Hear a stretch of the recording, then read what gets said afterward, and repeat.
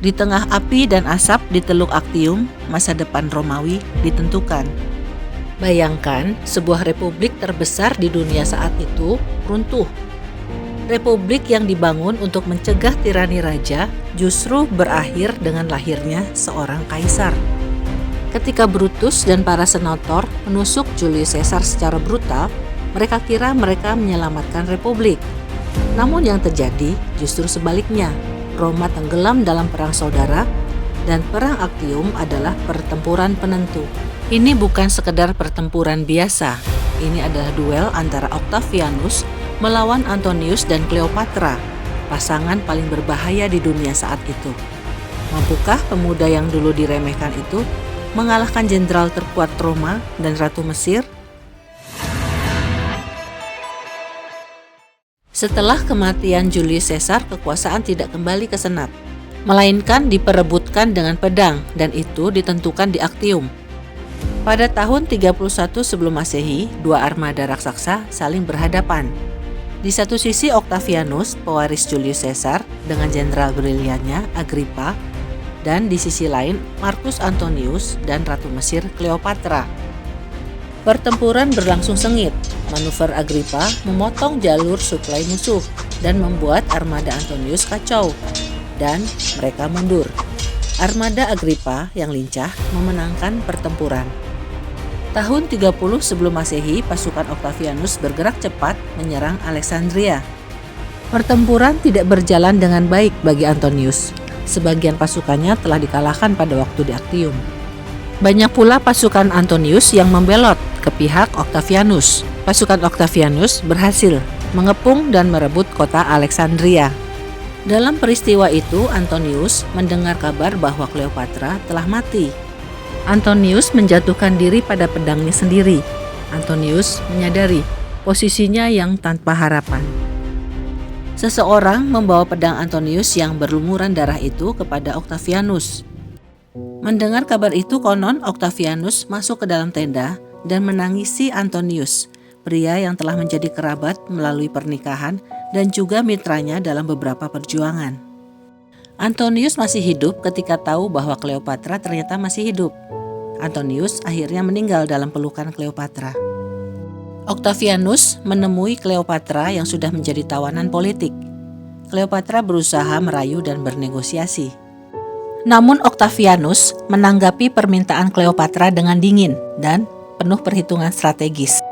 Octavianus tidak ingin Cleopatra mati karena ia ingin membawa Cleopatra ke Roma sebagai tawanan untuk diarak dalam upacara kemenangan untuk menunjukkan dominasi Romawi. Berbeda dengan Julius Caesar dan Antonius yang terpesona pada Cleopatra, Octavianus mengabaikan pesona Cleopatra dan memandang Cleopatra sebagai ancaman asing yang licik. Octavianus mengizinkan Cleopatra melakukan penghormatan terakhir dan pembalseman pada jenazah Antonius. Tak mau dipermalukan dalam arakan pawai kemenangan, Cleopatra memutuskan mengakhiri hidupnya dengan gigitan ular. Sesuai permintaan terakhir Cleopatra, Octavianus mengizinkan Cleopatra dimakamkan di samping Antonius. Kedua dayang-dayang Cleopatra yang juga mati bersama Cleopatra juga dimakamkan dengan baik. Caesarion, putra Julius Caesar dan Cleopatra, dieksekusi karena dianggap berbahaya. Sebagai putra biologis Julius Caesar, Caesarion berpotensi menjadi saingan sah Octavianus yang anak angkat Julius Caesar. Pada hari yang sama dengan hari eksekusi Caesarion, putra Antonius dengan istrinya yang bernama Fulvia, yaitu Marcus Antonius Antilus, juga dieksekusi karena dianggap cukup dewasa untuk memimpin pemberontakan. Mesir jatuh ke tangan Romawi dan Octavianus menjadi penguasa tunggal wilayah terbesar Mediterania. Mesir tidak dijadikan provinsi biasa, melainkan menjadi properti pribadi Octavianus. Dalam sistem politik Mesir, Octavianus menerima gelar Firaun dan diakui dalam tradisi keagamaan Mesir. Kuil-kuil Mesir membuat relief dirinya sebagai Firaun.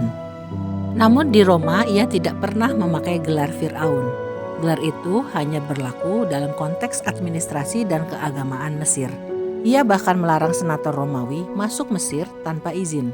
Sementara itu, 3 anak-anak Antonius dan Cleopatra diampuni dan ditempatkan dalam pengasuhan Octavia, saudara kandung Octavianus yang merupakan mantan istri Antonius. Sebagian dari mereka hilang dalam catatan sejarah, kecuali Cleopatra Selene II yang kemudian menjadi Ratu Mauretania. Saat berada di Alexandria, Octavianus melakukan sesuatu yang simbolis, yaitu mengunjungi makam sang penakluk dunia, Alexander Agung. Ia memberi penghormatan pada Alexander dan menolak melihat makam Firaun-Firaun yang lain. Pesan yang ingin ia sampaikan adalah bahwa ia adalah pewaris kejayaan dunia. Ada hal yang menarik, dua tokoh, dua zaman, dan usia mereka hampir sama. Yang satu menaklukkan dunia, yang lain menguasai dunia. Alexander meninggal di usia muda, yaitu mendekati 33 tahun. Dan saat Octavianus mengunjungi makam Alexander, ia berusia sekitar 32-33 tahun. Apa yang akan terjadi ya seandainya dua tokoh beda 293 tahun itu berada di waktu yang sama? Akhirnya Roma beristirahat dari perang saudara yang telah berlangsung lama. Rakyat telah lelah menyaksikan perang di hadapan mereka. Dalam keheningan itu satu nama menggema, Caesar Octavianus. Republik Romawi yang jadi kebanggaan, institusinya telah lemah dan senat kehilangan wibawa. Rakyat tidak percaya lagi pada sistem lama. Octavianus membangun sebuah sistem baru yang nampak seperti republik, tapi sebetulnya adalah kekaisaran yang lebih halus. Pada tahun 27 sebelum Masehi, Octavianus melakukan sesuatu yang mengejutkan. Ia menyerahkan kekuasaan militer pada senat. Senat terkejut. Sebetulnya ini hanya strategi Octavianus saja, karena kemudian senat meminta Octavianus tetap memegang kendali militer demi kestabilan negara. Senat kemudian memberi gelar Augustus pada Octavianus. Gelar itu artinya yang diagungkan atau yang dimuliakan. Lahirlah babak baru sejarah Romawi dengan lahirnya kekaisaran dengan Agustus sebagai kaisar pertama.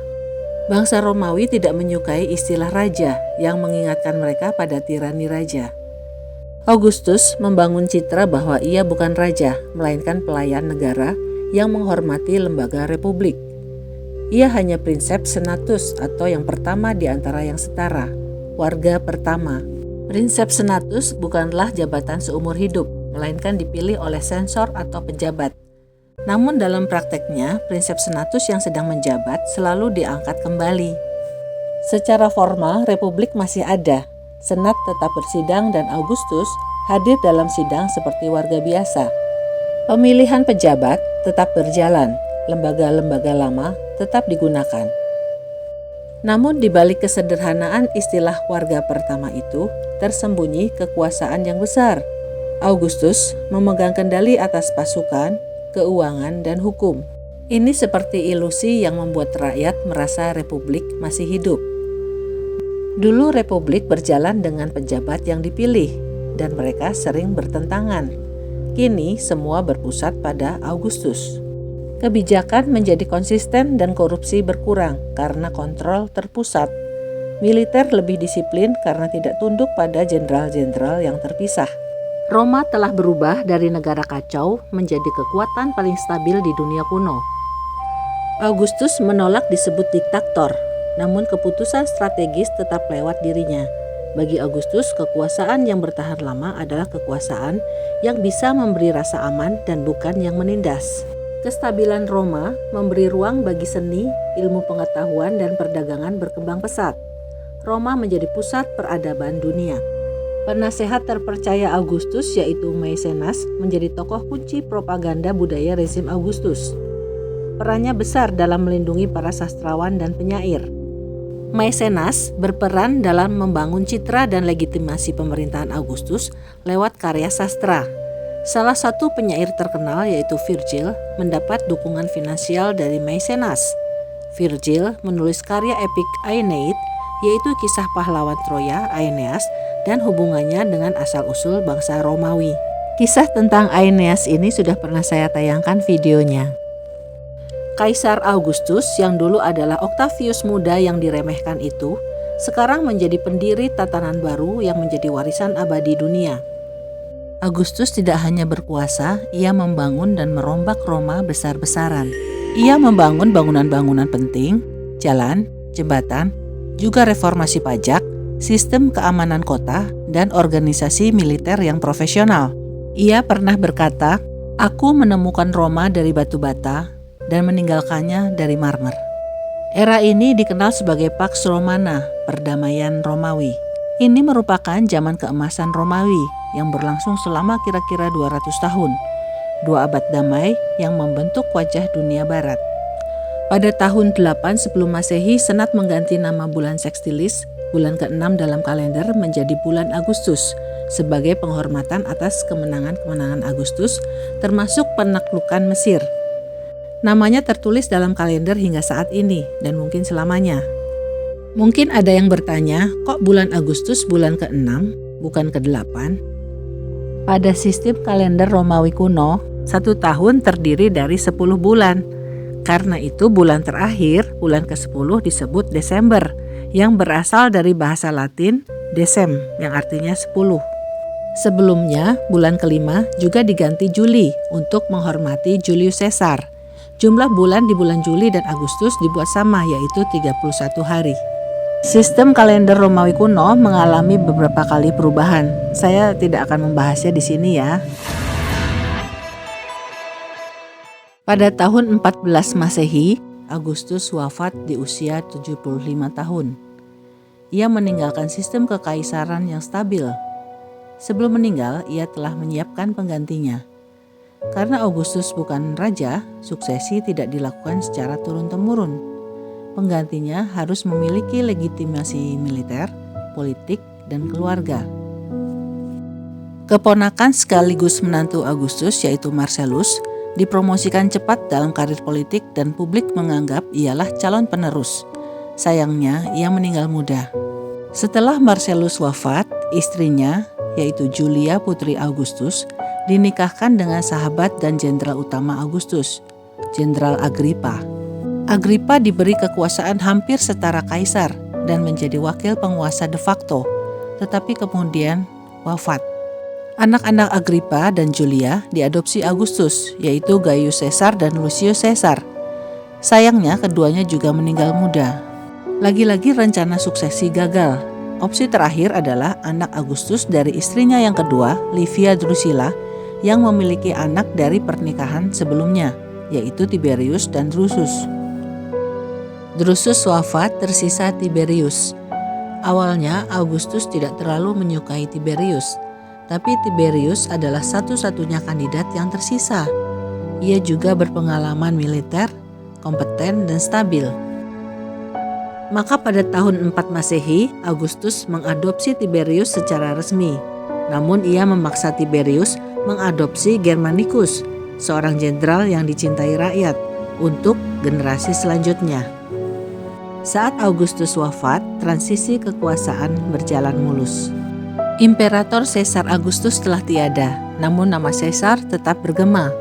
Kata Caesar sendiri awalnya adalah nama keluarga. Octavius mengambil nama Caesar ketika diadopsi Julius Caesar.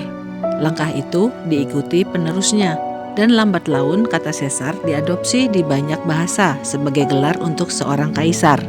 Di Jerman kata kaisar disebut Kaisar, di Rusia disebut Tsar. Dalam bahasa Turki disebut Kaiser, sedangkan dalam bahasa Arab Kaisoron.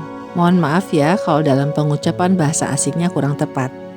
Kaisar dalam bahasa Latin sendiri disebut Imperator, yang dalam bahasa Inggris disebut Emperor, dan bahasa Perancis disebut Empereur. Terima kasih sudah menyaksikan video ini hingga akhir. Sampai jumpa pada kisah selanjutnya.